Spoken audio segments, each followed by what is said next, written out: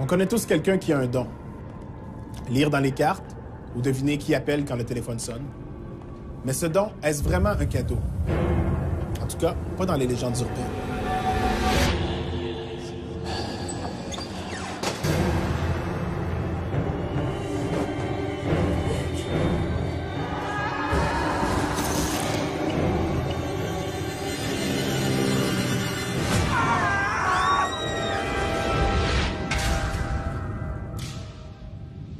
On dit souvent « si j'avais su ».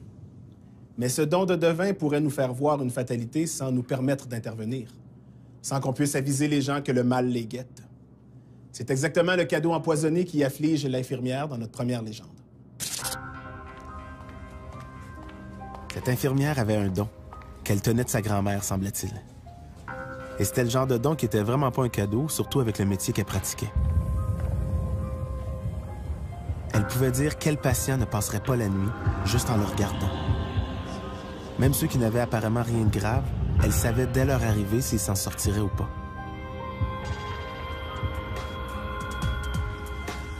Et ça ne servait à rien d'intervenir. La mort avait choisi son heure. Rien ne pouvait l'arrêter. Un jour, elle en a eu assez de ce don qui la rendait à moitié folle. Elle a consulté un médium qui lui a expliqué la façon de se débarrasser de son talent particulier.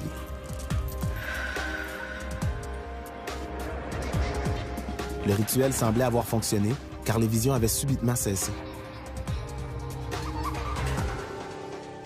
Quelques années plus tard, l'infirmière passe ses vacances dans un chalet qu'elle a loué avec sa famille. Un après-midi, sa fille insiste pour aller se promener en forêt.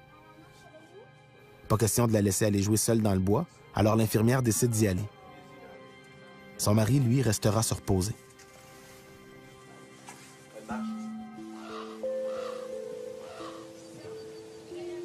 Leur escapade terminée, elles reprennent le chemin du chalet. Subitement, la petite lâche la main de sa mère et se met à courir. La mère la rattrape et lui reprend la main. Mais la petite se remet à courir, cette fois en disant vouloir rejoindre son grand-père Michel, qui vient tout juste d'arriver au chalet. La mère reste étonnée. C'est impossible que le grand-père soit venu les visiter. Mais la petite insiste. « Il est là, dans les escaliers, tu le vois pas? » qu'elle demande à sa mère. Mais la femme voit personne. La petite arrête pourtant pas de pointer vers le chalet. La femme commence sérieusement à s'inquiéter, surtout quand la petite lui crie que grand-papa vient de rentrer dans le chalet.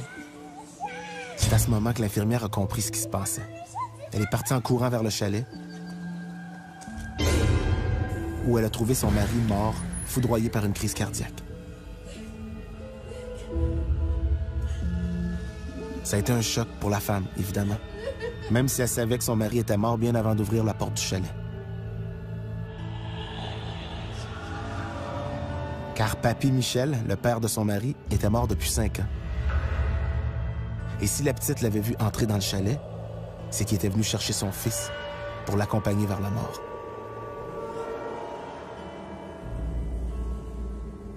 L'infirmière a compris que sa fille avait hérité de ce tragique don qu'elle croyait pourtant disparu.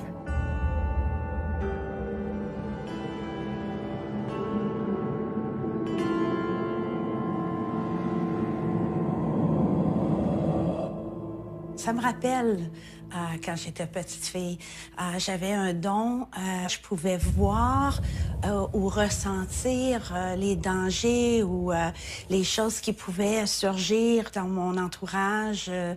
Et à partir de là, j'étais quand même à l'aise avec ça, moi. Ce que je vois aujourd'hui, ce sont des fois des parents qui sont perturbés que leur enfant puisse avoir un don similaire, puis ils ont de la difficulté à composer avec ça. Sur le côté de la famille à mon père, sa mère était quelqu'un qui avait cette faculté-là.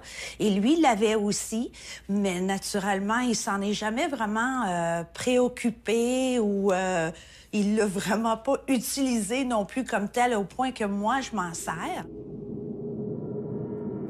C'est rare qu'on a des messages comme quoi que quelqu'un va mourir.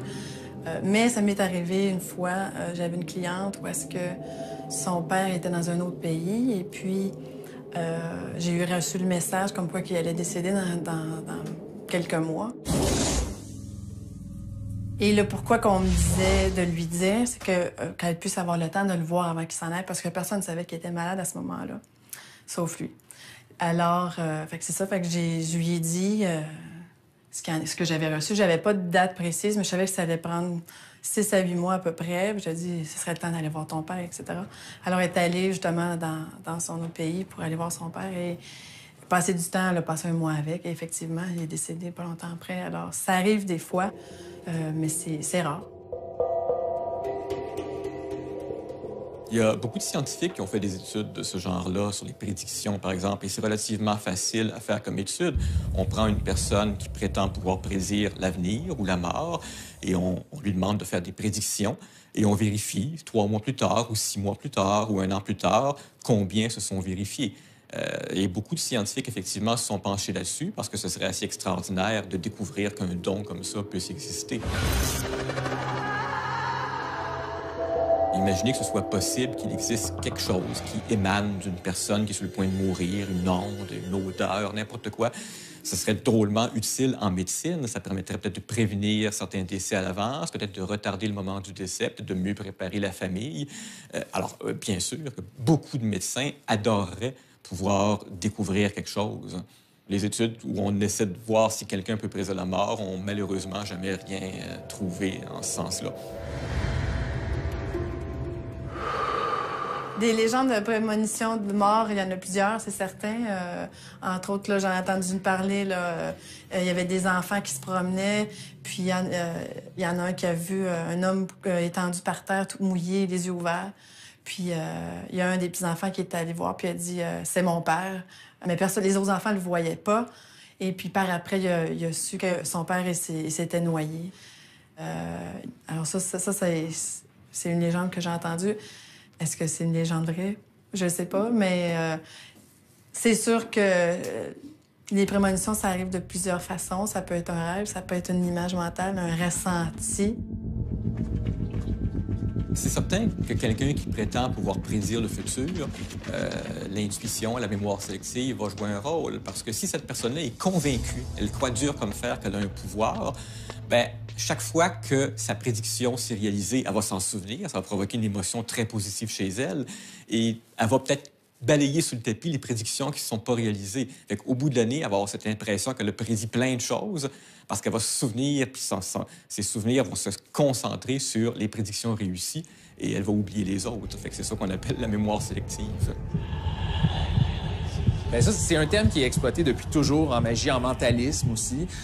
Donc, on essaie de faire revenir des esprits, là. On appelle ça des séances, souvent, là. Donc, on va essayer de donner l'impression à un petit groupe de personnes qu'il y a une présence, un esprit ou quelque chose comme ça. Donc, c'est sûr qu'on utilise tous les moyens qu'on peut trouver pour essayer de faire croire à la présence d'esprit. Donc, ça peut passer là, de tables ou de chaises qui bougent, en passant par une certaine époque, ils utilisaient du coton fromage pour donner l'impression qu'il y a de l'ectoplasme qui sortait. Bon, peu importe. Là. Donc, c'est sûr que c'est un thème qui revient souvent en magie, là, de faire croire à la présence d'esprit.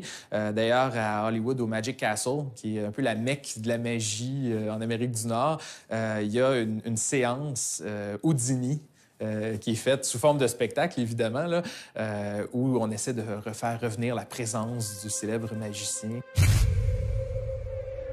La première question, comme journaliste, que je me poserais, c'est quelle est la source? Qui a raconté cette histoire-là pour la première fois? Est-ce qu'on est capable de remonter à l'origine puis se demander comment ça a commencé? Et en général, quand on fait ce genre de recherche-là, on se rend compte que l'histoire à l'origine n'était pas du tout celle qui nous est racontée maintenant. À l'origine, il y avait juste une infirmière toute seule dans l'hôpital. Et d'autres personnes ont ajouté un mari, puis d'autres lui ont ajouté une fille. C'est le jeu du téléphone. L'histoire est tellement répercutée de personne en personne qu'elle ne ressemble plus à la fin du tout à ce qu'elle était à l'origine. Et donc, la question clé, c'est quoi la source d'origine de cette histoire-là? Est-ce que cette petite fille-là a vu la présence de quelqu'un, surtout la présence du grand-père? Là, peut-être est-ce que c'est qu'on lui avait montré une photo du grand-père puis qu'elle a associé des traits physiques avec quelqu'un qu'elle a vu. On s'entend, moi, ma fille, des fois, voit quelqu'un avec une barbichette puis dit « Ah, c'est mon papa. » Bon, peu importe. C'est pas qu'elle sait que c'est moi son papa, mais elle associe le trait à quelqu'un d'autre. Donc, c'est peut-être juste ça qui s'est passé à ce moment-là. Puis parce qu'il y a eu un décès, bien, c'est sûr qu'on essaie de se l'expliquer, on essaie de trouver des façons d'expliquer tout ça, puis de trouver un sens. Donc, possiblement qu'on On a dit, ah, ben la petite fille savait qu'il s'était passé quelque chose. Mais en réalité, c'est juste qu'elle a vu quelqu'un passer, puis ça lui a fait penser à son grand-père. Donc,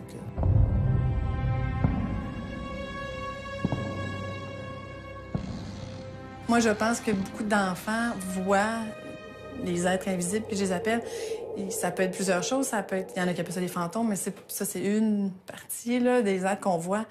On a tous des guides spirituels. Nos ancêtres, ils viennent nous visiter constamment. Et les enfants, ils voient ça à un certain âge. À un moment donné, c'est sûr qu'à répétition, si les parents leur disent « c'est juste un ami imaginaire, il n'y a personne », c'est comme s'ils fermaient la petite antenne, mais les enfants ils voient beaucoup, pas mal plus que ce que les adultes en voient. Il n'y a pas que les gens ayant reçu un don qui peuvent prédire la mort. Les chats aussi le sentent quand la fin approche. En tout cas, il y a un chat bien particulier qui a ce don spécial. C'est Oscar, la mascotte d'une résidence pour personnes âgées du Rhode Island. On dit d'Oscar qu'il peut prédire la mort des pensionnaires de cette résidence. Quand il sent qu'une personne va mourir, il s'installe à ses côtés, la regarde fixement et lâche un long miaulement juste avant le dernier souffle du mourant. Le docteur David Dossa, qui travaille là-bas, affirme même que Oscar s'améliore d'année en année, son taux de précision ayant doublé. Une question se pose quand même. Comment réagira Oscar à l'approche de sa propre mort?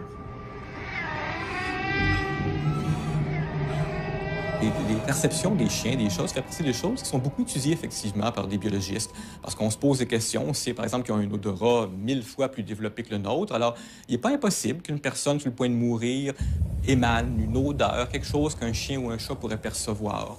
De là à dire que le chien ou le chat puisse comprendre que cette personne-là est sur le point de mourir, ça, c'est une autre paire de manches. Après la pause, un nouveau voisin qui nous connaît mieux que quiconque. Prédire l'avenir, c'est seulement une des facettes des dons psychiques.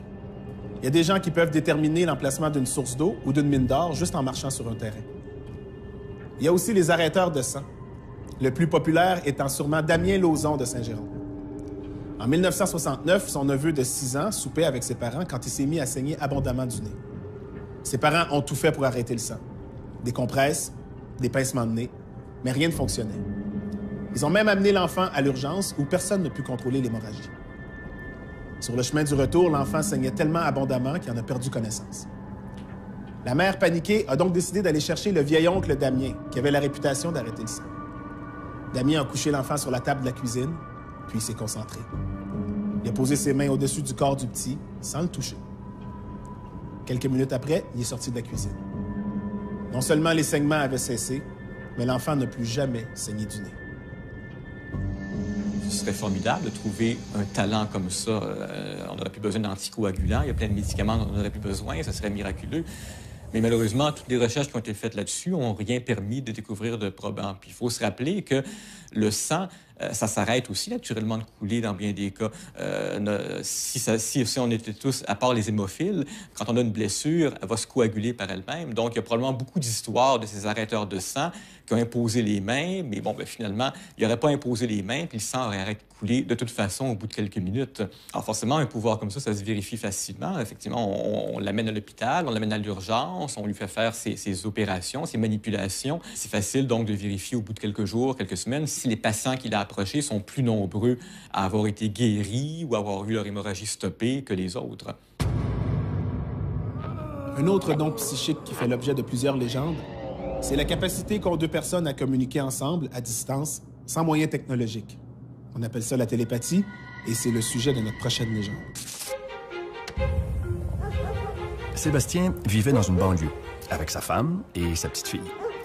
Une petite famille ordinaire, dans une maison ordinaire, dans un quartier où les maisons se ressemblent toutes. Sébastien, c'était un père très attentionné. Comme il avait été adopté à la naissance, il savait combien c'était important pour un jeune enfant d'avoir des parents très présents. Et il avait l'intention d'être un père très impliqué dans l'éducation de sa petite Alice. C'est lui qui avait choisi le prénom de la petite, un prénom qu'il avait toujours aimé, mais sans trop savoir pourquoi. Alors, comme il était un père responsable, il était économe, il avait un très bon emploi, comptable dans une PME, il faisait du ski l'hiver, du golf l'été, et il avait toujours été fidèle à Marie-Claude, sa femme depuis maintenant presque 10 ans. Et il entretenait de très bonnes relations avec ses voisins. Alors, c'est pourquoi il avait été tellement déçu d'apprendre qu'il déménageait. Et la maison s'est vendue rapidement. Il n'était pas surpris parce que c'était une maison exactement comme la sienne. Et c'était un très beau quartier. Quelques jours après la vente de la maison d'à côté, il remarque que sa fille s'amuse avec une nouvelle petite amie, probablement la fille des nouveaux voisins. Quelle chance, elle a exactement le même âge que sa fille. Et elle s'appelle aussi Alice. Toute une coïncidence, hein? Deux petites brunettes qui s'entendent à merveille. Sa femme et lui devront bientôt aller se présenter aux parents maintenant que les deux petites avaient fait connaissance. Donc, Sébastien et sa femme, Marie-Claude, se rendent chez leurs voisins pour leur offrir une belle tarte maison. « Marie-Claude, va répondre, s'il vous plaît !» qu'ils entendent de l'autre côté de la porte. Là, vraiment, c'était tout un hasard. Non seulement la petite s'appelait Alice, comme sa fille, mais la femme s'appelait Marie-Claude, comme sa propre épouse. « OK, François, j'y vais. » Ah, au moins le gars, lui, il s'appelait pas Sébastien. La nouvelle voisine répond donc à la porte, sous le choc, leur dit d'attendre, referme la porte. C'est vrai que les deux petites se ressemblent beaucoup et que même les deux femmes ont des traits communs. Mais sa réaction était vraiment trop radicale pour que ce soit rien que ça. Quand le mari se présente enfin, ça a été au tour de Sébastien et sa famille d'être sous le choc. Parce que François était le sosie parfait de Sébastien. Lui aussi était comptable, lui aussi faisait du ski et du golf, et lui aussi avait été adopté à la naissance. Et c'est également François qui avait choisi le prénom Alice pour sa fille. Mais ce que François et Sébastien ignoraient au moment de la naissance de leur fille, c'est qu'Alice, c'était le prénom de leur mère biologique, qui était morte quand elle avait accouché de jumeaux 35 ans plus tôt. L'année passée, j'ai lu le magazine National Geographic, puis tout le numéro était sur les jumeaux identiques qui ont été séparés à la naissance. Et c'était tous des exemples de... Ils ont nommé l'enfant le même nom, ils ont marié une personne qui avait le même nom, quasiment la même année. En tout cas, c'est fou, les exemples, là. Fait que pour moi, c'est pas du tout une légende. Veux pas, on a le même ADN, on est dans le même utérus, on est dans la même sac. L'énergie est comme fusionnée. Je pense qu'on garde cette espèce de courant-là.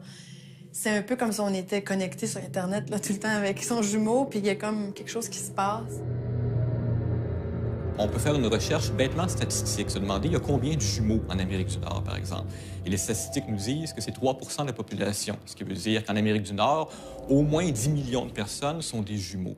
Alors, sur un nombre aussi énorme, il est à peu près inévitable qu'il y en ait qui aient vécu des vies qui se ressemblent beaucoup. Ajoutez à ça le fait que deux jumelles, par exemple, sont nées évidemment le même jour, ont la même apparence physique, ont connu les mêmes films, est exposées à la même culture. Il y a peut-être même, qui sait, des prédispositions génétiques qui font qu'elles sont plus intéressées à la musique ou au sport, aux mathématiques. Ça augmente les chances qu'elles tombent en amour avec le même genre de gars. Et donc, les chances sont beaucoup plus élevées que dans le lot, sur les 10 millions, il y a des coïncidences qui nous paraissent bizarres, mais qui sont tout à fait normales. Moi, je pense pas que c'est une légende, parce que je suis jumelle et identique. Et effectivement, on a des connexions au-delà de qu'on peut comprendre. C'est comme un lien psychique, si on veut. Là. Il y a tellement de coïncidences là, qui se passent entre jumelles. Là. Puis, bon, on se connaît, on n'a pas été adoptés ou séparés à la naissance, mais des petits détails, là... Je vais me lever un matin, puis j'ai une chanson dans la tête, puis ma sœur est à côté, puis elle chante la chanson que j'ai dans ma tête, mais que je l'ai pas chantée à voix haute. Moi c'est ça, mon mari, je l'ai rencontré dans un cours de danse swing, puis l'année d'après, quasiment jour pour jour, ma sœur a rencontré... Bien, ils sont pas mariés, mais c'est tout comme, là, ils ont 3 enfants. Ils ont rencontré son conjoint dans un cours de danse swing, et c'est un peu, vraiment un pur hasard, là. Il y a énormément de coïncidences comme ça dans nos vies, là. C'est clair que ça fait penser un peu, justement, au thème de la synchronicité, là, que les mentalistes utilisent très souvent, là. Il y a même des routines où on va placer 2 personnes dans des salles différentes. On va toucher à une personne, puis la personne dans l'autre salle a senti quelque chose. Donc, c'est clair que c'est quelque chose qui est très théâtral, là, que les magiciens vont se servir comme thème, là. Bon, évidemment, il y a un truc dans notre cas, là. Donc, voilà. Mais c'est sûr qu'avec des jumeaux, c'est encore plus intéressant. Il y a la CIA, entre autres, qui a déjà fait des expériences pour voir s'il n'y avait pas des liens télépathiques entre jumeaux. On essayait d'endormir un des deux jumeaux, puis on essayait de voir si l'autre ressentait quelque chose. Donc, il y a eu plusieurs expériences comme ça. Bon, est-ce qu'il y a eu un résultat? Je ne crois pas, là, mais bon. Une de ces histoires qui revient souvent sur Internet, des jumeaux qui auraient vécu des histoires similaires, semblables, c'est des Jim et James qui auraient été étudiés par des scientifiques à l'Institut Liobac de Jacksonville, en Floride.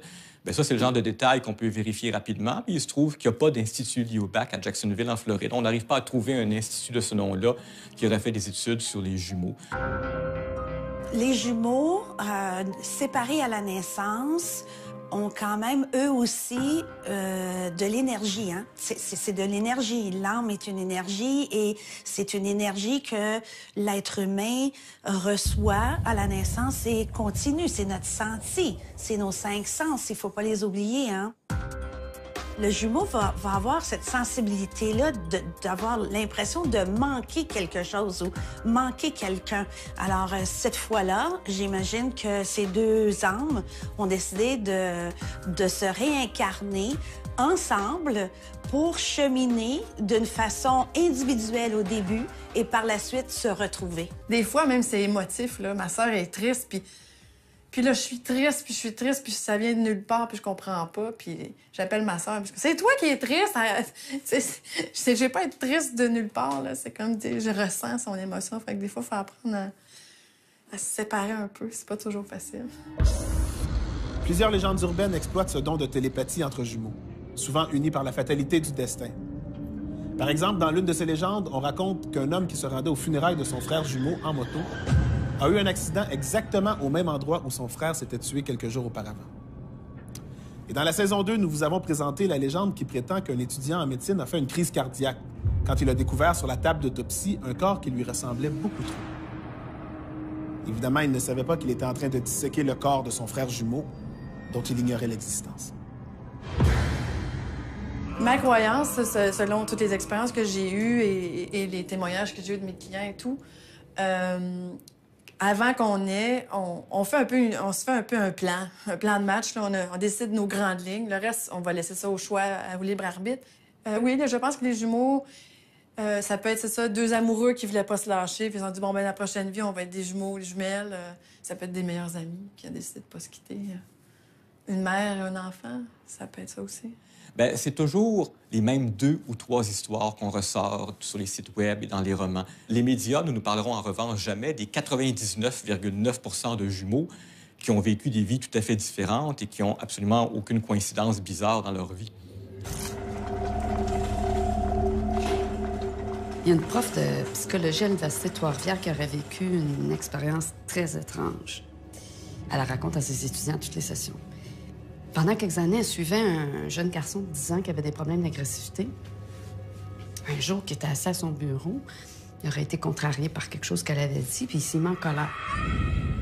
Là, tout ce qui se trouvait sur son bureau à elle est tombé par terre, comme balayé par la force de pensée du petit garçon. Pendant une autre rencontre, il a réussi à soulever une chaise et à la fracasser contre le mur, juste en la fixant. Les manifestations sont devenues de plus en plus violentes. Puis pendant une colère incontrôlable du petit, elle aurait reçu des éclats de verre en plein visage à cause de son verre d'eau qui avait éclaté. Elle a même dû retirer un crayon qui s'était planté dans son bras. Comme psychologue, elle était armée pour régler des problèmes d'agressivité, pas pour contrôler le don de télékinésie du petit. Il aurait été envoyé en institut psychiatrique, puis il serait complètement isolé dans une chambre vide pour le restant de ses jours.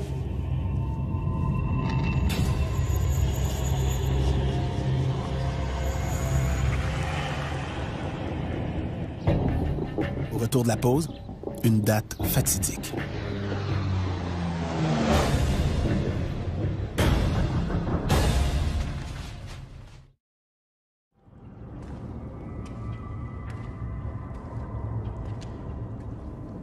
Si le don de deviner le futur est bien réel, comment expliquer qu'autant de grandes catastrophes se produisent sans jamais que personne n'intervienne? Le 11 septembre 2001, par exemple. Est-il possible que parmi tous les gens qui prétendent avoir des dons de voyance, personne ne l'ait vu venir? Certains affirment que Nostradamus avait prédit l'attentat quand il a écrit au 16e siècle que 2 sœurs jumelles seraient écrasées dans la ville de York au 21e siècle. Il y a aussi l'écrivain Morgan Robertson, qui a publié 14 ans avant le naufrage du Titanic l'histoire d'un paquebot géant nommé Titan qui coulait après avoir frappé un iceberg. Peut-être aussi que les auteurs de ces récits, tout comme les gens qui rêvent à des catastrophes, ne savent tout simplement pas qu'il s'agit d'une prédiction, comme c'est le cas dans notre prochaine légende. Ça s'est passé à l'automne 1943, en Allemagne, en pleine Deuxième Guerre mondiale. Malgré la peur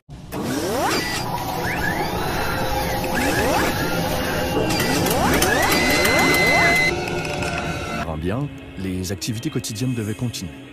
Personne ne savait ce qui allait se passer et tous s'attendaient, inquiets, l'issue du conflit. Comme cette femme, par exemple, dont le mari n'avait pas été appelé par l'armée à cause d'une blessure, mais leur fils, lui, était militaire. Il était au front depuis quelques mois déjà.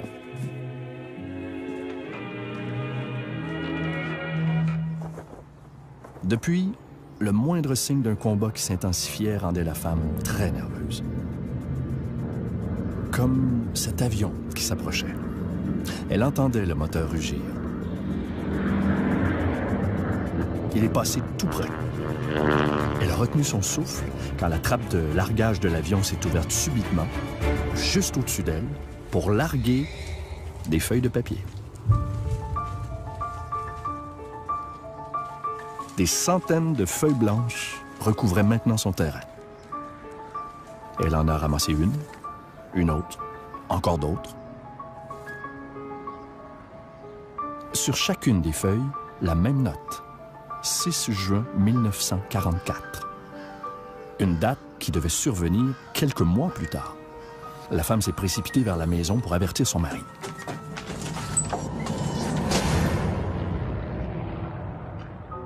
C'est précisément à ce moment-là qu'elle s'est réveillée. Parce qu'évidemment, c'était un rêve. La femme a raconté son rêve à son mari, qui semblait pas ébranlé par ce qu'il entendait. Mais la femme, elle, continuait de trouver étrange qu'une date comme celle-là soit apparue précisément à elle. Bref, plusieurs mois ont passé sans que ce rêve ne la quitte vraiment. Un matin, pendant qu'elle vaquait à ses tâches ménagères, son mari a ouvert la radio pour écouter les nouvelles. C'est là qu'ils ont appris que les troupes alliées venaient de débarquer en Normandie, ce matin même, soit le 6 juin 1944.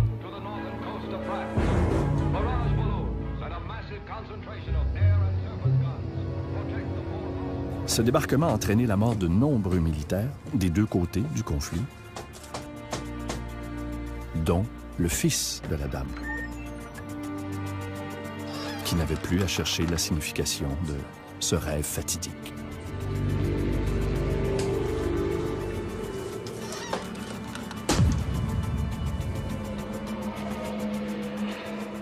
Moi, c'est sûr que quand j'ai des prédictions, des visions, c'est très rare que j'ai une date, mais je sais que ça arrive, il y a des gens qui voient des dates précises.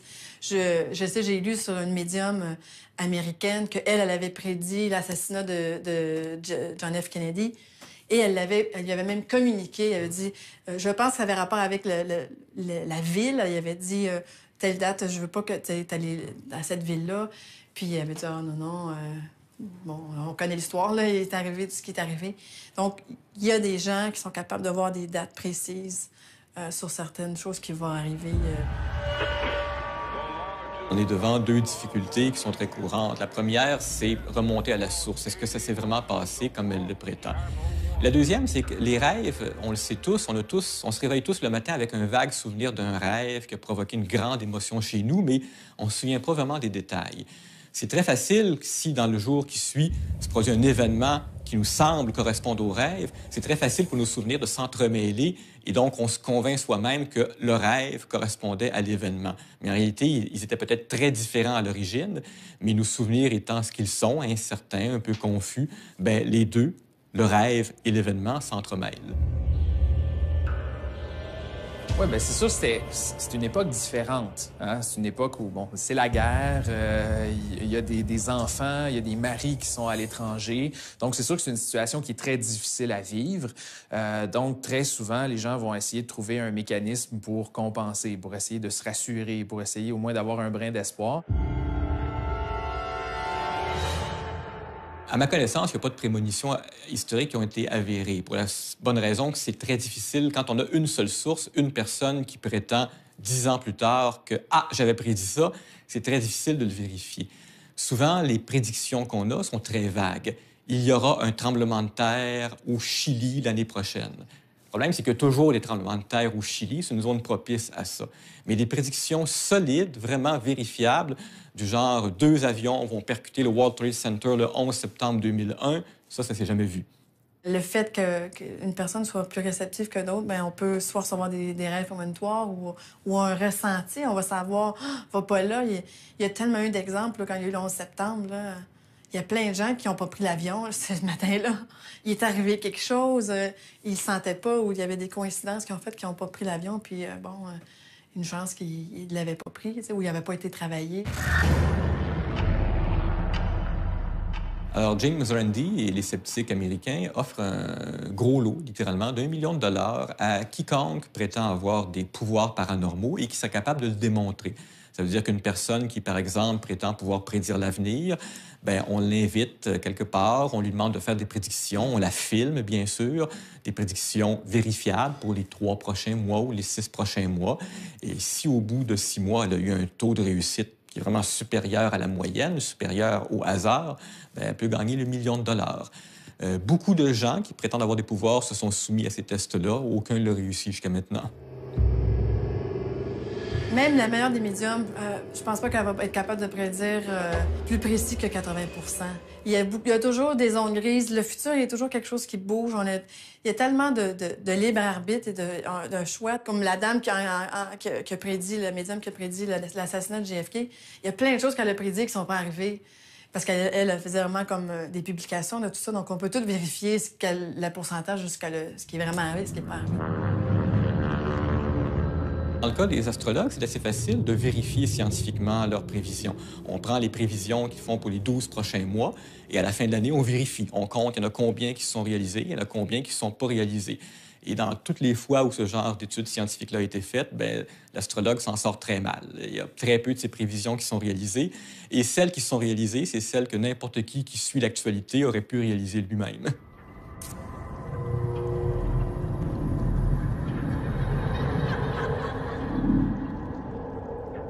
L'une des plus populaires légendes entourant le naufrage du Titanic prétend que 5 ans avant le drame, le docteur William Edward Minahan, un Britannique, aurait visité un camp de gitans au cours d'un voyage. Un gitan lui aurait alors prédit son avenir. Le docteur allait mourir noyé dans des eaux glacées. En janvier 1912, Minahan s'apprête à partir pour l'Amérique avec son épouse. Se rappelant la prédiction du gitan, il prend une assurance vie de 100 000 $. Évidemment, il est mort à bord du Titanic. Par contre, sa femme, elle, a survécu et a touché l'assurance. Après la pause, terreur dans l'ascenseur.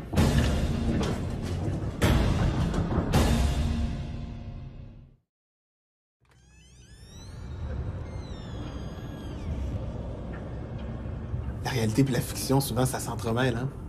Surtout dans les légendes urbaines, mais dans les films aussi qui s'inspirent de légendes urbaines. Par exemple, le film Le Sixième Sens, qui raconte l'histoire du petit garçon qui voit l'âme des morts. Ben, ça a l'air que ça serait inspiré de l'histoire d'une jeune Américaine, une jeune fille qui s'appelait Carissa.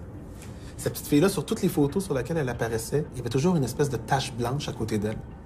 Puis sur plusieurs photos, la petite avait l'air de regarder la tache et d'y sourire même. Pourtant, tous les gens dans son entourage disent qu'au moment où ils ont pris la photo, ils n'ont jamais vu ça, là, cette tache-là à côté d'elle. Le phénomène comme ça s'est poursuivi pendant des années, malgré le fait que c'était jamais les mêmes personnes qui prenaient les photos, c'était jamais le même appareil qui était utilisé, c'était jamais même dans les mêmes lieux. T'sais. Sauf qu'à un moment donné, il y a un médium qui s'est penché sur les photos et qui a cru reconnaître un visage dans la tache blanche. C'était le père de la petite Carissa, qui était décédé quelques semaines après la naissance de la petite d'un accident de voiture. Puis en vieillissant, ça a l'air que la petite Carissa était non seulement capable de voir son père, mais était capable d'y parler.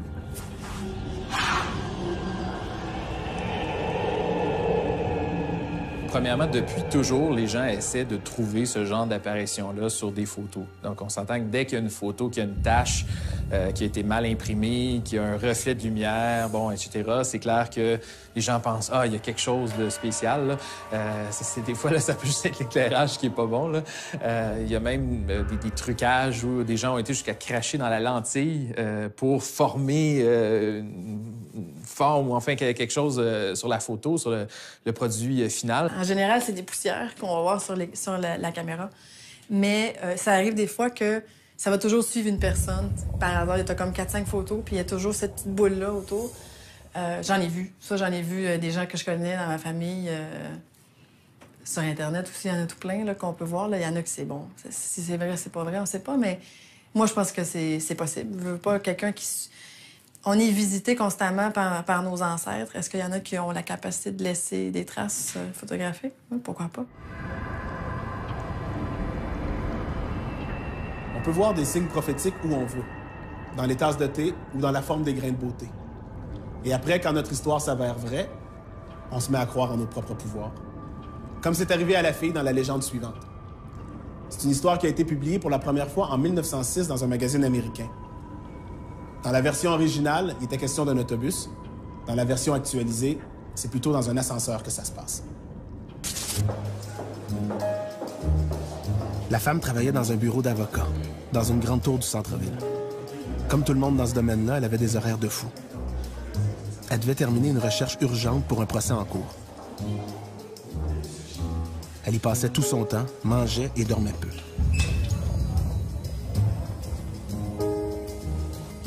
Cette journée-là, elle avait de plus en plus de difficultés à se concentrer.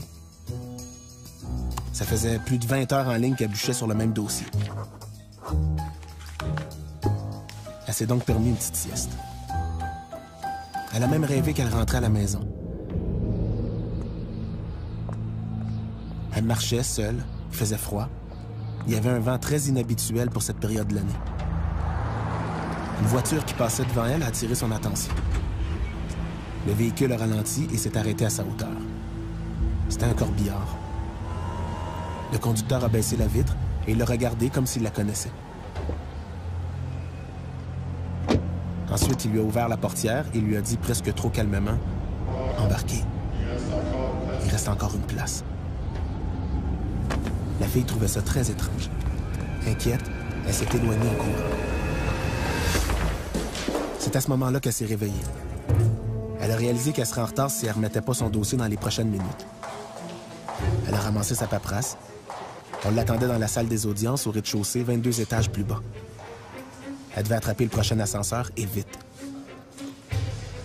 Elle attendait impatiemment que l'ascenseur arrive. La porte s'est enfin ouverte. La fille est venue pour embarquer, mais elle a subitement changé d'idée.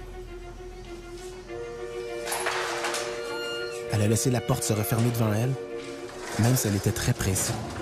Qu'est-ce qu'il y avait dans l'ascenseur pour la repousser comme ça? On le verra après la pause. Avant la pause, une femme qui travaille pour un bureau d'avocat dans une grande tour du centre-ville décide de faire une sieste après avoir travaillé sans relâche pendant des heures. Elle fait un drôle de cauchemar. Le corbillard s'arrête devant elle et le chauffeur l'invite à embarquer en lui disant qu'il ne reste qu'une seule place. Mais elle se réveille subitement. Elle doit remettre un dossier très attendu. Elle court prendre l'ascenseur. Elle commence à s'impatienter quand la porte s'ouvre enfin. Elle vient pour embarquer, mais se ravise. Le portier venait juste d'ouvrir la grille. Elle le reconnaît. C'est le chauffeur du corbillard dans son rêve. Elle l'a sans doute croisé plusieurs fois sans s'en rendre vraiment compte. L'homme lui fait signe d'entrer en ajoutant « Embarquez, il reste encore une place. » Elle trouve ça de plus en plus bizarre. Elle décide de prendre les escaliers. Elle comprend pas pourquoi elle a rêvé à cet homme précisément, mais l'explication tarde pas à venir, sous la forme d'un bruit fracassant de ferraille.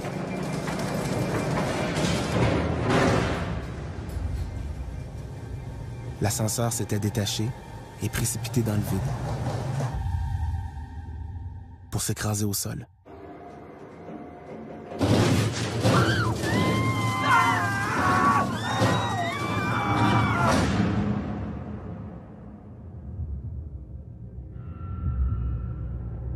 Aucun occupant n'a survécu.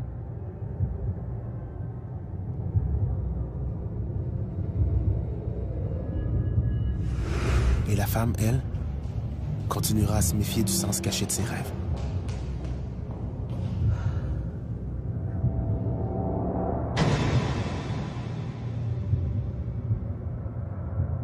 Peut-être juste qu'elle prenait les escaliers tout court. Hein? Soit que ça allait plus vite, soit parce qu'elle voulait se garder en forme, peu importe. C'est sûr que quand il arrive quelque chose comme ça, les gens ont tendance à vouloir le raconter. Hein? On dit « Ah, tu devineras jamais ce qui s'est passé au travail l'autre jour. » Donc, c'est sûr que si on pense à ça, ben, quitte à raconter l'histoire, aussi bien la raconter de façon intéressante. Donc, c'est sûr que possiblement que cette personne-là, en voulant soit raconter ou en déformant l'histoire comme ça, le fameux jeu du téléphone, a peut-être fini par dire « Ah, je l'ai rêvé, on m'a amené là, bon, etc. » Puis peut-être qu'elle avait vraiment rêvé aussi. On s'entend qu'on rêve aux situations qui nous entourent, aux gens qu'on rencontre à tous les jours. Donc, possiblement que cette personne-là, c'est un collègue de travail ou quelqu'un qu'elle croise assez régulièrement. Donc, possiblement que cette personne-là était déjà dans ses rêves. Puis là, elle a juste associé les idées ensemble pour créer une histoire qui était beaucoup plus intéressante que juste raconter un fait divers qui s'est passé dans un ascenseur. Il faut toujours se rappeler que notre mémoire est quelque chose de pas aussi organisé qu'on veut bien le croire. On a une mémoire sélective, on réorganise nos souvenirs en fonction des événements, en fonction des émotions. Et c'est très difficile parfois de savoir, de distinguer les vrais souvenirs des faux souvenirs, surtout quand on tient absolument à croire à une histoire. Une autre possibilité pourrait être ces cas de déjà-vu. On ne sait pas trop qu'est-ce que c'est que les déjà-vus, mais les neurologues qui examinent ça se rendent compte qu'il n'est pas nécessaire d'avoir déjà vécu un événement pour avoir l'impression de déjà-vu. Il semble qu'il se produise des fois dans nos cerveaux un genre de court-circuit. On est devant un événement, on observe quelque chose, on a cette impression de l'avoir déjà vécu alors qu'il n'en est rien. C'est comme si c'était deux neurones qui s'étaient mal connectés et ça peut expliquer des fois des impressions bizarres qu'on a de prédire le futur ou d'avoir déjà vécu un événement. J'ai un exemple similaire, mais c'est plus qu'une prémonition qu'un avertissement, c'est carrément une intervention physique. Là. Je traversais la rue sur Jean Talon, puis il y a une auto qui s'en venait comme ça, puis habituellement, les autos devraient aller tout droit, mais celle-là, elle a décidé d'aller plus vite que les autres et de tourner. Mais moi, je traversais la rue et puis je me suis carrément fait pousser à l'avant par une main invisible. J'ai senti une main dans mon dos comme ça qui m'a poussée. Moi, j'ai comme sauté quasiment 1 mètre en avant. Puis là, l'auto, elle a passé là, à quelques centimètres derrière moi. J'étais comme ça, je traversais, puis j'étais sous le choc. Je peux pas l'expliquer. Est-ce que c'est des anges gardiens, mes guides spirituels, des ancêtres qui m'ont aidé? Je sais pas, mais on m'a aidé à ce moment-là pour pas que je me fasse frapper, absolument. Ça, c'est un exemple que j'ai, là. La question que je me pose face à des histoires de prémonition comme celle-là, c'est toujours le réflexe du journaliste de remonter à la source. Qui a raconté cette histoire-là en premier? Et dans ce cas-là, il y a des journalistes, des historiens qui ont fait la recherche et qui ont trouvé que cette histoire-là remonte à 1906. C'était une fiction, une nouvelle dans un magazine littéraire. Et ça concernait juste un chauffeur d'autobus. C'était un chauffeur d'autobus qui disait il reste encore une place à une femme. Et la femme n'embarquait pas dans l'autobus et l'autobus avait un accident. Mais c'était une pure fiction. C'était même pas une femme qui avait raconté cette histoire-là. Et par le jeu du téléphone par la suite, le chauffeur d'autobus est devenu un chauffeur de corbillard, puis un conducteur d'ascenseur. Et des gens sont venus à croire que c'était une histoire vraie.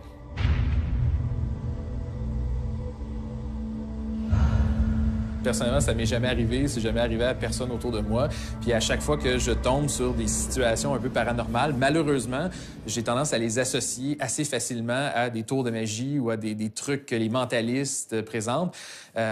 Donc, moi, c'est mon travail de recréer ça dans un contexte théâtral. Donc, c'est clair que personnellement, je veux pas passer pour un sceptique fini. Là. Je suis ouvert à l'idée, mais c'est jamais arrivé qu'aucune situation m'amène à y croire ou à penser que c'est possible. Donc, voilà, qui sait, peut-être un jour. Des prophéties en tout genre et des rêves prémonitoires ont été recensés par milliers tout au long de l'histoire. Donc, la prochaine fois que vous vous réveillerez en ayant l'impression d'avoir vu l'avenir, prenez des notes. Vous êtes peut-être devin. Et si c'est pas le cas, vos écrits pourraient quand même générer d'excellentes légendes urbaines.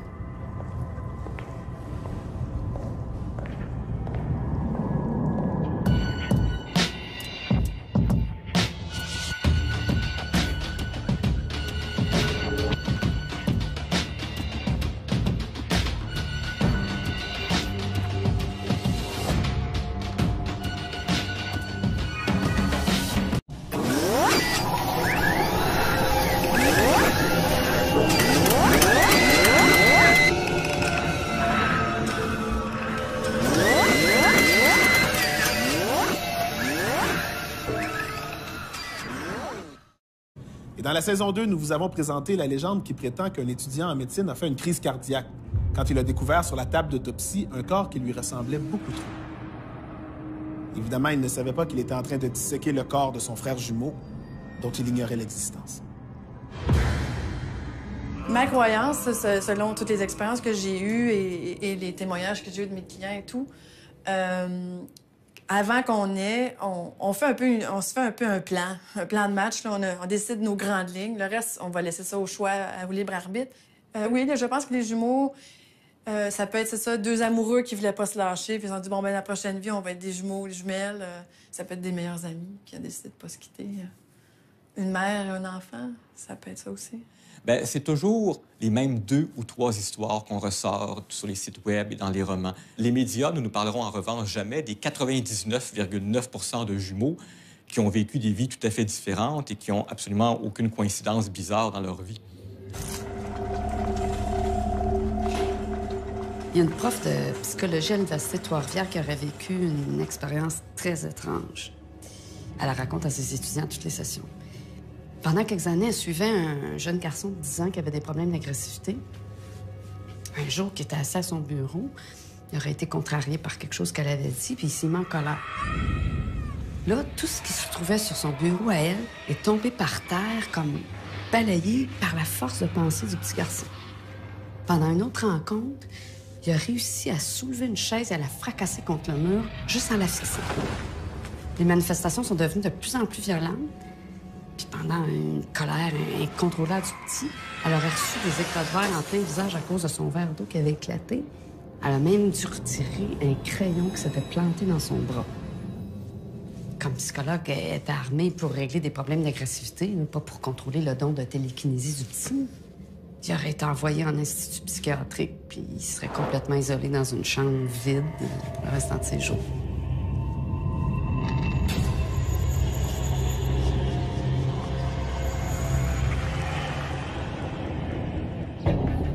Au retour de la pause, une date fatidique.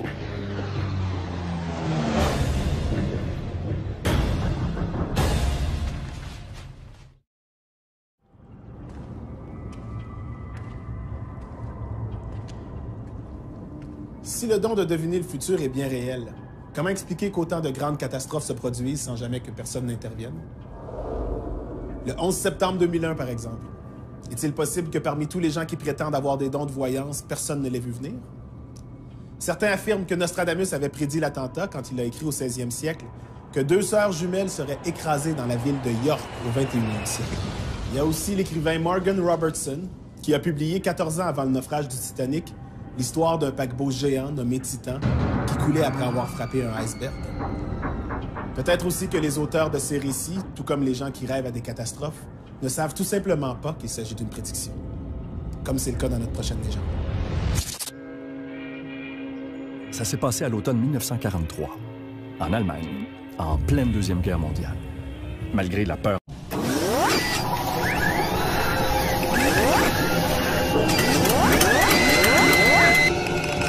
ambiante, les activités quotidiennes devaient continuer.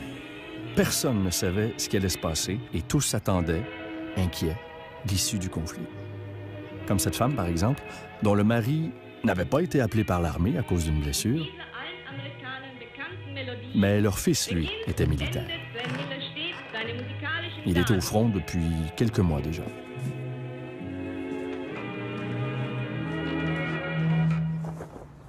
Depuis, le moindre signe d'un combat qui s'intensifiait rendait la femme très nerveuse.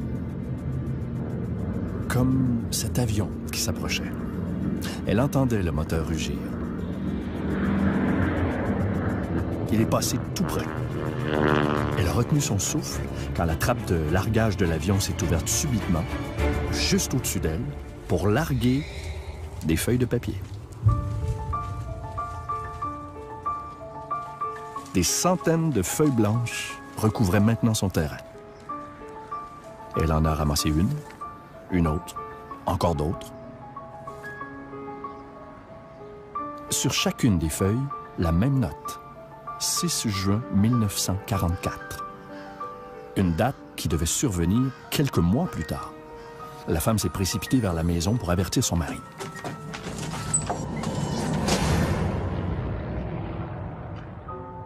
précisément à ce moment-là qu'elle s'est réveillée.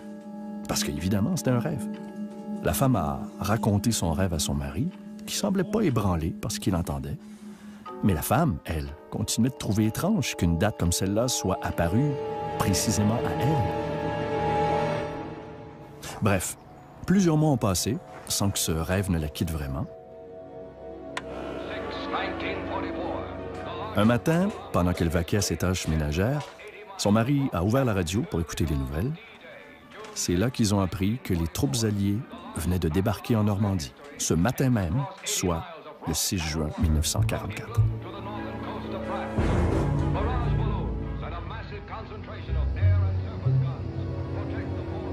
Ce débarquement a entraîné la mort de nombreux militaires des deux côtés du conflit,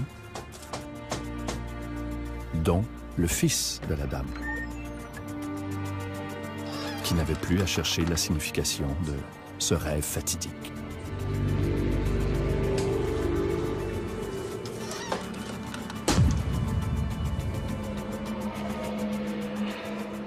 Moi, c'est sûr que quand j'ai des prédictions, des visions, c'est très rare que j'ai une date, mais je sais que ça arrive, il y a des gens qui voient les dates précises. Je sais, j'ai lu sur une médium américaine qu'elle avait prédit l'assassinat de John F. Kennedy, et elle lui avait même communiqué, elle avait dit, je pense que ça avait rapport avec la ville, elle avait dit, telle date, je veux pas que tu allé à cette ville-là, puis elle avait dit, oh non, bon, on connaît l'histoire, là, il est arrivé ce qui est arrivé.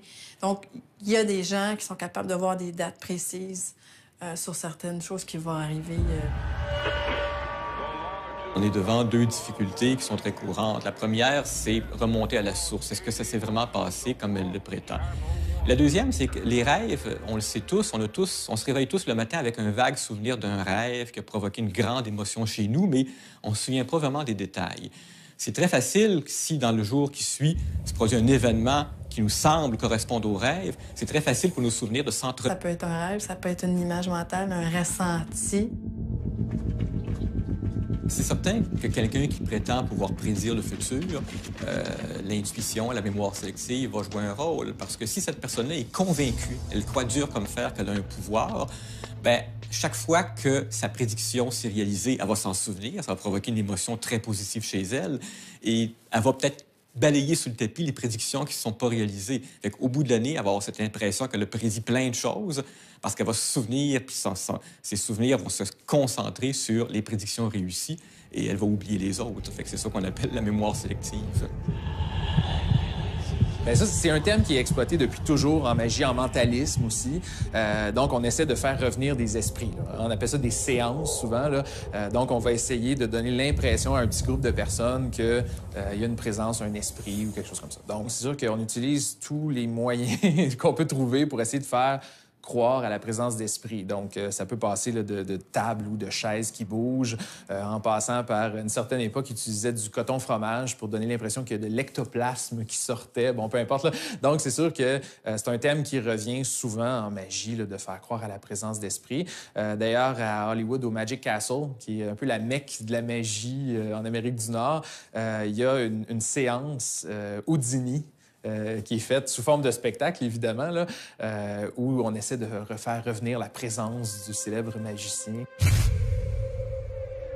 La première question, comme journaliste, que je me poserais, c'est quelle est la source? Qui a raconté cette histoire-là pour la première fois? Est-ce qu'on est capable de remonter à l'origine puis se demander comment ça a commencé?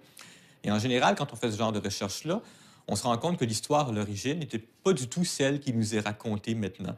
À l'origine, il y avait juste une infirmière toute seule dans l'hôpital. Et on est d'autres personnes ont ajouté un mari, puis d'autres lui ont ajouté une fille. C'est le jeu du téléphone. L'histoire est tellement répercutée de personne en personne qu'elle ne ressemble plus à la fin du tout à ce qu'elle était à l'origine. Et donc, la question clé, c'est quoi la source d'origine de cette histoire-là? Est-ce que cette petite fille-là a vu la présence de quelqu'un, surtout la présence du grand-père? Là, peut-être est-ce que c'est qu'on lui avait montré une photo du grand-père puis qu'elle a associé des traits physiques avec quelqu'un qu'elle a vu. On s'entend, moi, ma fille, des fois, voit quelqu'un avec une barbichette puis dit « Ah, c'est mon papa. » Bon, peu importe. Là. C'est pas qu'elle sait que c'est moi son papa, mais elle associe le trait à quelqu'un d'autre. Donc, c'est peut-être juste ça qui s'est passé à ce moment-là. Puis parce qu'il y a eu un décès, bien, c'est sûr qu'on essaie de se l'expliquer, on essaie de trouver des façons d'expliquer tout ça, puis de trouver un sens. Donc, possiblement qu'on a dit « Ah, bien, la petite fille savait qu'il s'était passé quelque chose. » Mais en réalité, c'est juste qu'elle a vu quelqu'un passer, puis ça lui a fait penser à son grand-père. Donc,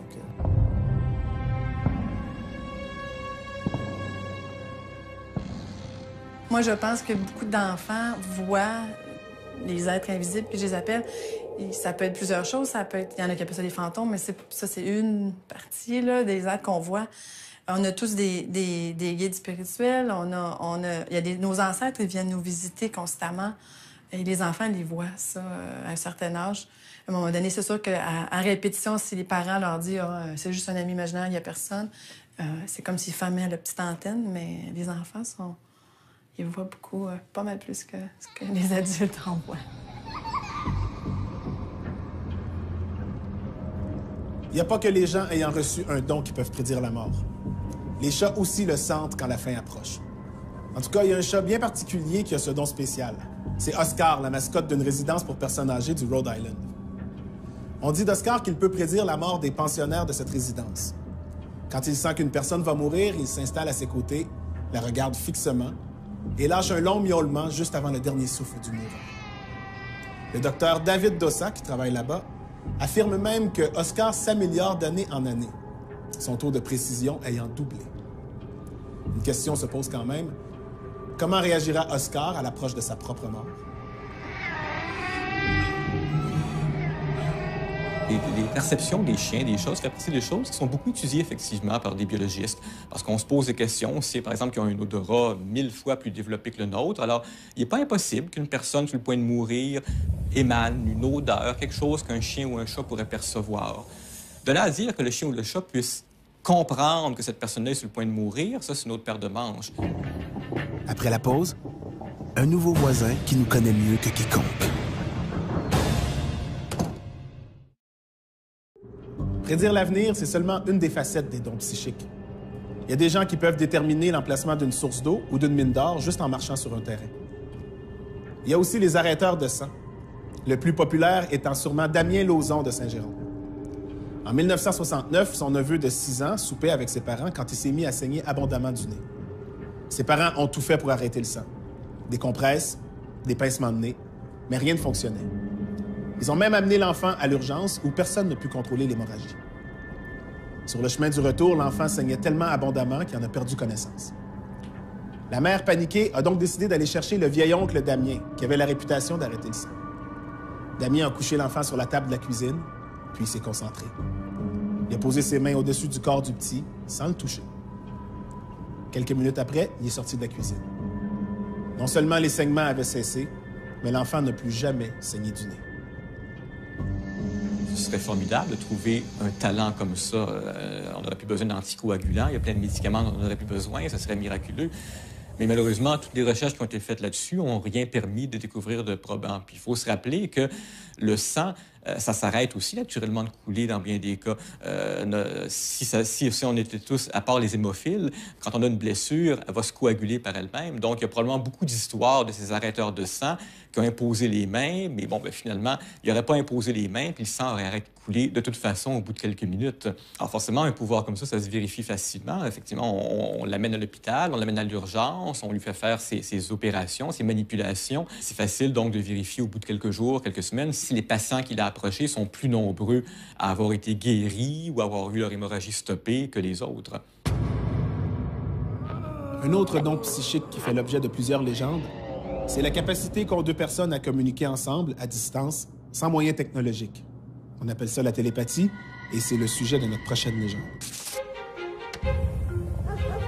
Sébastien vivait dans une banlieue, avec sa femme et sa petite fille.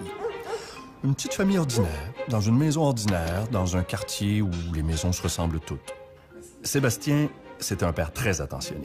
Comme il avait été adopté à la naissance, il savait combien c'était important pour un jeune enfant d'avoir des parents très présents.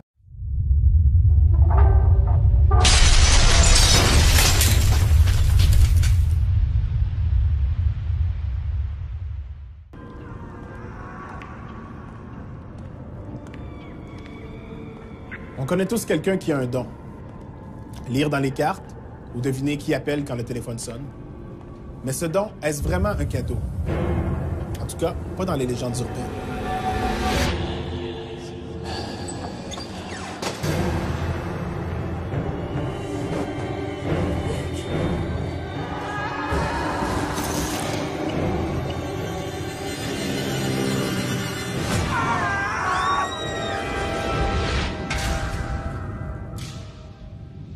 On dit souvent « si j'avais su ».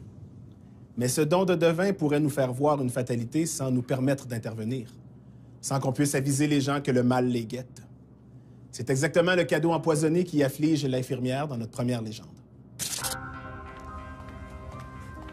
Cette infirmière avait un don qu'elle tenait de sa grand-mère, semblait-il. Et c'était le genre de don qui était vraiment pas un cadeau, surtout avec le métier qu'elle pratiquait. Elle pouvait dire quel patient ne passerait pas la nuit juste en le regardant. Même ceux qui n'avaient apparemment rien de grave, elle savait dès leur arrivée s'ils s'en sortiraient ou pas.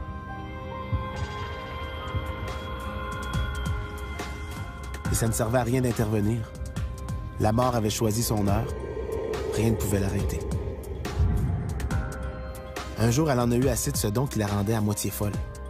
Elle a consulté un médium qui lui a expliqué la façon de se débarrasser de son talent particulier.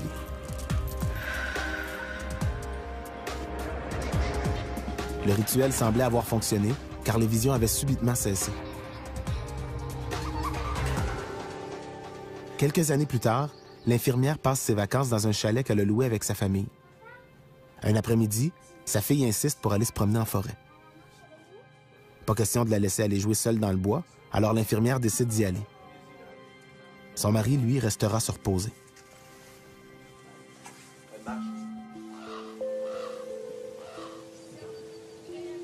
Leur escapade terminée, elles reprennent le chemin du chalet. Subitement, la petite lâche la main de sa mère et se met à courir. La mère la rattrape et lui reprend la main. Mais la petite se remet à courir, cette fois en disant vouloir rejoindre son grand-père Michel, qui vient tout juste d'arriver au chalet. La mère reste étonnée. C'est impossible que le grand-père soit venu les visiter. Mais la petite insiste. « Il est là, dans les escaliers, tu le vois pas? » qu'elle demande à sa mère. Mais la femme voit personne. La petite arrête pourtant pas de pointer vers le chalet. La femme commence sérieusement à s'inquiéter, surtout quand la petite lui crie que grand-papa vient de rentrer dans le chalet. C'est à ce moment que l'infirmière a compris ce qui se passait. Elle est partie en courant vers le chalet, où elle a trouvé son mari mort, foudroyé par une crise cardiaque. Ça a été un choc pour la femme, évidemment, même si elle savait que son mari était mort bien avant d'ouvrir la porte du chalet. Car Papy Michel, le père de son mari, était mort depuis 5 ans. Et si la petite l'avait vu entrer dans le chalet, c'est qu'il était venu chercher son fils pour l'accompagner vers la mort.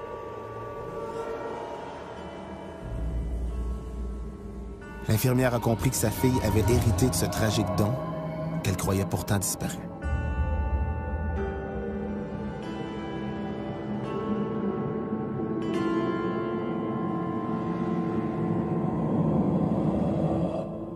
Ça me rappelle quand j'étais petite fille, j'avais un don, je pouvais voir ou ressentir les dangers ou les choses qui pouvaient surgir dans mon entourage. Et à partir de là, j'étais quand même à l'aise avec ça, moi. Ce que je vois aujourd'hui, ce sont des fois des parents qui sont perturbés que leur enfant puisse avoir un don similaire, puis ils ont de la difficulté à composer avec ça. Sur le côté de la famille à mon père, sa mère était quelqu'un qui avait cette faculté-là. Et lui, il l'avait aussi, mais naturellement, il s'en est jamais vraiment préoccupé ou il l'a vraiment pas utilisé non plus comme tel au point que moi, je m'en sers. C'est rare qu'on a des messages comme quoi que quelqu'un va mourir. Mais ça m'est arrivé une fois, j'avais une cliente où est-ce que son père était dans un autre pays et puis j'ai reçu le message comme quoi qu'il allait décéder dans quelques mois. Et le pourquoi qu'on me disait de lui dire, c'est qu'elle puisse avoir le temps de le voir avant qu'il s'en aille parce que personne ne savait qu'il était malade à ce moment-là, sauf lui. Alors, fait que c'est ça, fait que je lui ai dit ce que j'avais reçu. J'avais pas de date précise, mais je savais que ça allait prendre 6 à 8 mois à peu près. Puis j'ai dit, ce serait le temps d'aller voir ton père, etc.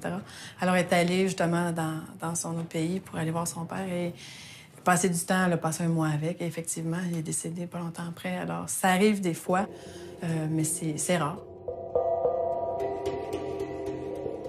Il y a beaucoup de scientifiques qui ont fait des études de ce genre-là sur les prédictions, par exemple, et c'est relativement facile à faire comme étude. On prend une personne qui prétend pouvoir prédire l'avenir ou la mort et on lui demande de faire des prédictions et on vérifie 3 mois plus tard ou 6 mois plus tard ou 1 an plus tard combien se sont vérifiés. Et beaucoup de scientifiques, effectivement, se sont penchés là-dessus parce que ce serait assez extraordinaire de découvrir qu'un don comme ça puisse exister. Imaginez que ce soit possible qu'il existe quelque chose qui émane d'une personne qui est sur le point de mourir, une onde, une odeur, n'importe quoi. Ce serait drôlement utile en médecine. Ça permettrait peut-être de prévenir certains décès à l'avance, peut-être de retarder le moment du décès, peut-être de mieux préparer la famille. Bien sûr que beaucoup de médecins adoreraient pouvoir découvrir quelque chose. Les études où on essaie de voir si quelqu'un peut prédire la mort ont malheureusement jamais rien trouvé en ce sens-là. Des légendes de prémonition de mort, il y en a plusieurs, c'est certain. Entre autres, là, j'en ai entendu parler. Il y avait des enfants qui se promenaient, puis il y en a un qui a vu un homme étendu par terre, tout mouillé, les yeux ouverts. Puis il y a un des petits-enfants qui est allé voir, puis il a dit « c'est mon père ». Mais les autres enfants ne le voyaient pas.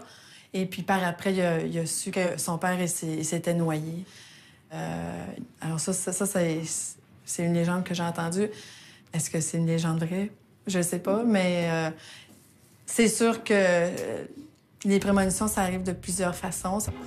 Et il avait l'intention d'être un père très impliqué dans l'éducation de sa petite Alice. C'est lui qui avait choisi le prénom de la petite, un prénom qu'il avait toujours aimé, mais sans trop savoir pourquoi. Alors, comme il était un père responsable, il était économe, il avait un très bon emploi, comptable dans une PME, il faisait du ski l'hiver, du golf l'été, et il avait toujours été fidèle à Marie-Claude, sa femme depuis maintenant presque 10 ans. Et il entretenait de très bonnes relations avec ses voisins. Alors, c'est pourquoi il avait été tellement déçu d'apprendre qu'il déménageait. Et la maison s'est vendue rapidement. Il n'était pas surpris parce que c'était une maison exactement comme la sienne. Et c'était un très beau quartier. Quelques jours après la vente de la maison d'à côté, il remarque que sa fille s'amuse avec une nouvelle petite amie. Probablement la fille des nouveaux voisins. Quelle chance, elle a exactement le même âge que sa fille. Et elle s'appelle aussi Alice. Toute une coïncidence, hein? 2 petites brunettes qui s'entendent à merveille. Sa femme et lui devront bientôt aller se présenter aux parents, maintenant que les 2 petites avaient fait connaissance. Donc, Sébastien et sa femme, Marie-Claude, se rendent chez leurs voisins pour leur offrir une belle tarte maison. « Marie-Claude, va répondre, s'il vous plaît !» qu'ils entendent de l'autre côté de la porte. Là, vraiment, c'était tout un hasard. Non seulement la petite s'appelait Alice, comme sa fille, mais la femme s'appelait Marie-Claude, comme sa propre épouse. « OK, François, j'y vais. » Ah, au moins le gars, lui, il s'appelait pas Sébastien. La nouvelle voisine répond donc à la porte, sous le choc, leur dit d'attendre, referme la porte. C'est vrai que les 2 petites se ressemblent beaucoup et que même les 2 femmes ont des traits communs. Mais sa réaction était vraiment trop radicale pour que ce soit rien que ça.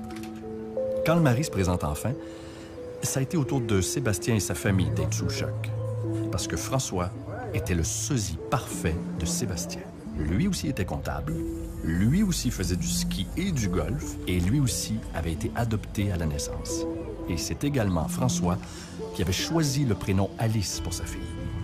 Mais ce que François et Sébastien ignoraient au moment de la naissance de leur fille, c'est qu'Alice, c'était le prénom de leur mère biologique, qui était morte quand elle avait accouché de jumeaux 35 ans plus tôt. L'année passée, j'ai lu le magazine National Geographic, puis tout le numéro était sur les jumeaux identiques qui ont été séparés à la naissance. Et c'était tous des exemples ils ont nommé l'enfant le même nom, ils ont marié une personne qui avait le même nom, quasiment la même année. En tout cas, c'est fou, les exemples, là. Fait que pour moi, c'est pas du tout une légende. Veux pas, on a le même ADN, on est dans le même utérus, on est dans la même sac. L'énergie est comme fusionnée. Je pense qu'on garde cette espèce de courant-là. C'est un peu comme si on était connecté sur Internet là, tout le temps avec son jumeau, puis il y a comme quelque chose qui se passe. On peut faire une recherche bêtement statistique, se demander il y a combien de jumeaux en Amérique du Nord, par exemple. Et les statistiques nous disent que c'est 3 % de la population, ce qui veut dire qu'en Amérique du Nord, au moins 10 millions de personnes sont des jumeaux. Alors, sur un nombre aussi énorme, il est à peu près inévitable qu'il y en ait qui aient vécu des vies qui se ressemblent beaucoup. Ajoutez à ça le fait que 2 jumelles, par exemple, sont nées évidemment le même jour, ont la même apparence physique, ont connu les mêmes films, est exposées à la même culture. Il y a peut-être même, qui sait, des prédispositions génétiques qui font qu'elles sont plus intéressées à la musique ou au sport ou aux mathématiques. Ça augmente les chances qu'elles tombent en amour avec le même genre de gars. Et donc, les chances sont beaucoup plus élevées que dans le lot, sur les 10 millions, il y a des coïncidences qui nous paraissent bizarres, mais qui sont tout à fait normales. Moi, je pense pas que c'est une légende, parce que je suis jumelle et identique. Et effectivement, on a des connexions au-delà de qu'on peut comprendre. C'est comme un lien psychique, si on veut. Là. Il y a tellement de coïncidences là, qui se passent entre jumelles. Là. Puis, bon, on se connaît, on n'a pas été adoptés ou séparés à la naissance, mais des petits détails, là... Je vais me lever un matin, puis j'ai une chanson dans la tête, puis ma sœur est à côté, puis elle chante la chanson que j'ai dans ma tête, mais que je l'ai pas chantée à voix haute. Moi, c'est ça, mon mari, je l'ai rencontré dans un cours de danse swing, puis l'année d'après, quasiment jour pour jour, ma sœur a rencontré... Bien, ils sont pas mariés, mais c'est tout comme, là, ils ont 3 enfants. Ils ont rencontré son conjoint dans un cours de danse swing, et c'est un peu, vraiment un pur hasard, là. Il y a énormément de coïncidences comme ça dans nos vies.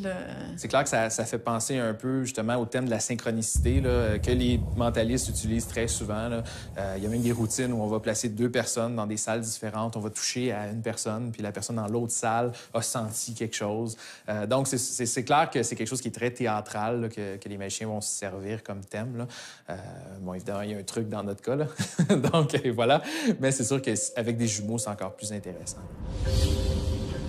Il y a la CIA, entre autres, qui a déjà fait des expériences pour voir s'il n'y avait pas des liens télépathiques entre jumeaux. On essayait d'endormir un des 2 jumeaux, puis on essayait de voir si l'autre ressentait quelque chose. Donc, il y a eu plusieurs expériences comme ça. Bon, est-ce qu'il y a eu un résultat? Je ne crois pas, là, mais bon. Une de ces histoires qui revient souvent sur Internet, des jumeaux qui auraient vécu des histoires... similaires, semblables, c'est des Jim et James qui auraient été étudiés par des scientifiques à l'Institut Liobac de Jacksonville, en Floride. Bien, ça, c'est le genre de détail qu'on peut vérifier rapidement. Puis il se trouve qu'il n'y a pas d'Institut Liobac à Jacksonville, en Floride. On n'arrive pas à trouver un institut de ce nom-là qui aurait fait des études sur les jumeaux. Les jumeaux, séparés à la naissance, ont quand même, eux aussi, de l'énergie. Hein? C'est de l'énergie. L'âme est une énergie et c'est une énergie que l'être humain reçoit à la naissance et continue. C'est notre senti, c'est nos 5 sens. Il ne faut pas les oublier. Hein? Le jumeau va avoir cette sensibilité-là d'avoir l'impression de manquer quelque chose ou manquer quelqu'un. Alors, cette fois-là, j'imagine que ces 2 âmes ont décidé de se réincarner ensemble pour cheminer d'une façon individuelle au début et par la suite se retrouver. Des fois, même, c'est émotif, là. Ma sœur est triste, puis là, je suis triste, puis ça vient de nulle part, puis je comprends pas. Puis j'appelle ma sœur, puis c'est toi qui es triste. Je vais pas être triste de nulle part, là. C'est comme, je ressens son émotion. Fait que des fois, il faut apprendre à se séparer un peu. C'est pas toujours facile. Plusieurs légendes urbaines exploitent ce don de télépathie entre jumeaux, souvent unis par la fatalité du destin. Par exemple, dans l'une de ces légendes, on raconte qu'un homme qui se rendait aux funérailles de son frère jumeau en moto a eu un accident exactement au même endroit où son frère s'était tué quelques jours auparavant. Mêlés, et donc on se convainc soi-même que le rêve correspondait à l'événement. Mais en réalité, ils étaient peut-être très différents à l'origine, mais nos souvenirs étant ce qu'ils sont, incertains, un peu confus, bien, les 2, le rêve et l'événement, s'entremêlent. Oui, bien, c'est sûr, c'est une époque différente. Hein? C'est une époque où, bon, c'est la guerre, il y a des enfants, il y a des maris qui sont à l'étranger. Donc, c'est sûr que c'est une situation qui est très difficile à vivre. Donc, très souvent, les gens vont essayer de trouver un mécanisme pour compenser, pour essayer de se rassurer, pour essayer au moins d'avoir un brin d'espoir. À ma connaissance, il n'y a pas de prémonitions historiques qui ont été avérées, pour la bonne raison que c'est très difficile quand on a une seule source, une personne qui prétend 10 ans plus tard que « Ah, j'avais prédit ça », c'est très difficile de le vérifier. Souvent, les prédictions qu'on a sont très vagues. Il y aura un tremblement de terre au Chili l'année prochaine. Le problème, c'est qu'il y a toujours des tremblements de terre au Chili, c'est une zone propice à ça. Mais des prédictions solides, vraiment vérifiables, du genre 2 avions vont percuter le World Trade Center le 11 septembre 2001, ça s'est jamais vu. Le fait qu'une personne soit plus réceptive que d'autres, bien, on peut soit recevoir des rêves prémonitoires ou un ressenti. On va savoir, va pas là. Il y a tellement eu d'exemples quand il y a eu le 11 septembre. Là. Il y a plein de gens qui n'ont pas pris l'avion ce matin-là. Il est arrivé quelque chose, ils ne le sentaient pas, ou il y avait des coïncidences qui ont fait qu'ils n'ont pas pris l'avion, puis une chance qu'ils ne l'avaient pas pris, ou il n'avait pas été travaillé. Alors, James Randi et les sceptiques américains offrent un gros lot, littéralement, d'1 million de dollars à quiconque prétend avoir des pouvoirs paranormaux et qui serait capable de le démontrer. Ça veut dire qu'une personne qui, par exemple, prétend pouvoir prédire l'avenir, bien, on l'invite quelque part, on lui demande de faire des prédictions, on la filme, bien sûr, des prédictions vérifiables pour les 3 prochains mois ou les 6 prochains mois. Et si au bout de 6 mois, elle a eu un taux de réussite qui est vraiment supérieur à la moyenne, supérieur au hasard, bien, elle peut gagner le 1 million de dollars. Beaucoup de gens qui prétendent avoir des pouvoirs se sont soumis à ces tests-là. Aucun ne l'a réussi jusqu'à maintenant. Même la meilleure des médiums, je pense pas qu'elle va être capable de prédire plus précis que 80 % il y a toujours des zones grises. Le futur, il y a toujours quelque chose qui bouge. Il y a tellement de libre arbitre et de choix. Comme la dame qui a prédit, le médium qui a prédit l'assassinat de JFK, il y a plein de choses qu'elle a prédit qui sont pas arrivées. Parce qu'elle faisait vraiment comme des publications de tout ça. Donc, on peut tout vérifier le pourcentage jusqu'à ce qui est vraiment arrivé, ce qui n'est pas arrivé. Dans le cas des astrologues, c'est assez facile de vérifier scientifiquement leurs prévisions. On prend les prévisions qu'ils font pour les 12 prochains mois et à la fin de l'année, on vérifie. On compte, il y en a combien qui se sont réalisés, il y en a combien qui ne sont pas réalisés. Et dans toutes les fois où ce genre d'études scientifiques-là a été faite, bien, l'astrologue s'en sort très mal. Il y a très peu de ces prévisions qui sont réalisées. Et celles qui sont réalisées, c'est celles que n'importe qui suit l'actualité aurait pu réaliser lui-même.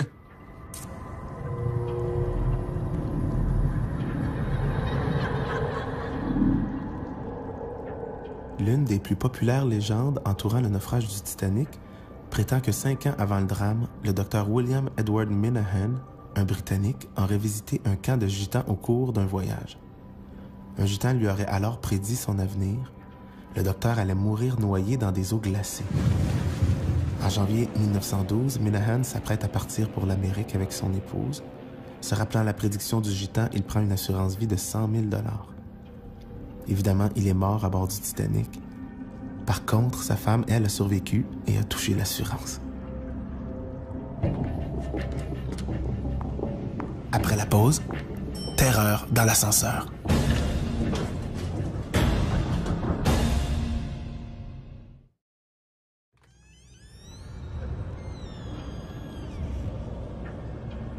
La réalité et la fiction, souvent, ça s'entremêle, hein?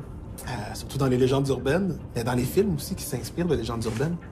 Par exemple, le film Le Sixième Sens, qui raconte l'histoire du petit garçon qui voit l'âme des morts. Ben, ça a l'air que ça serait inspiré de l'histoire d'une jeune Américaine, une jeune fille qui s'appelait Carissa. Cette petite fille-là, sur toutes les photos sur lesquelles elle apparaissait, il y avait toujours une espèce de tache blanche à côté d'elle. Puis sur plusieurs photos, la petite avait l'air de regarder la tache et d'y sourire même. Pourtant, tous les gens dans son entourage disent qu'au moment où ils ont pris la photo, ils n'ont jamais vu ça, là, cette tache-là à côté d'elle.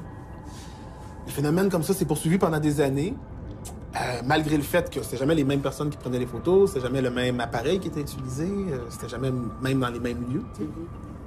Sauf qu'à un moment donné, il y a un médium qui s'est penché sur les photos puis qui a cru reconnaître un visage dans la tache blanche. C'était le père de la petite Carissa, qui était décédé quelques semaines après la naissance de la petite d'un accident de voiture. Puis en vieillissant, ça a l'air que la petite Carissa était non seulement capable de voir son père, mais était capable d'y parler.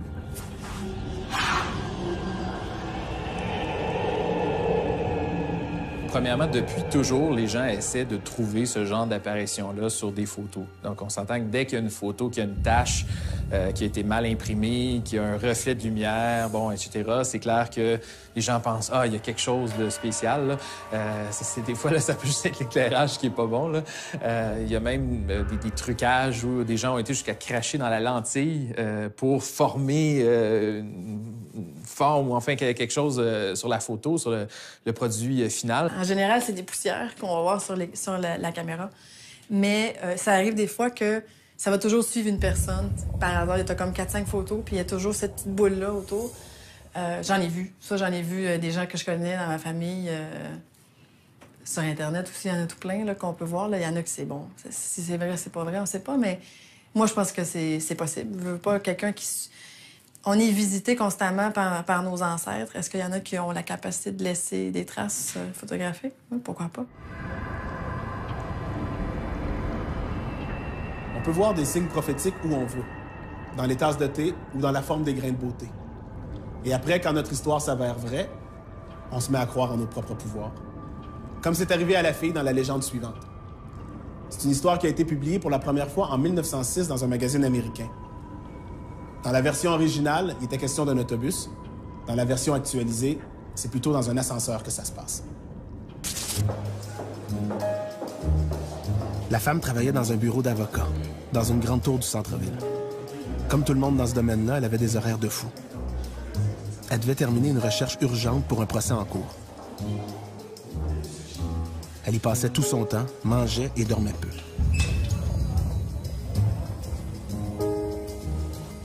Cette journée-là, elle avait de plus en plus de difficultés à se concentrer.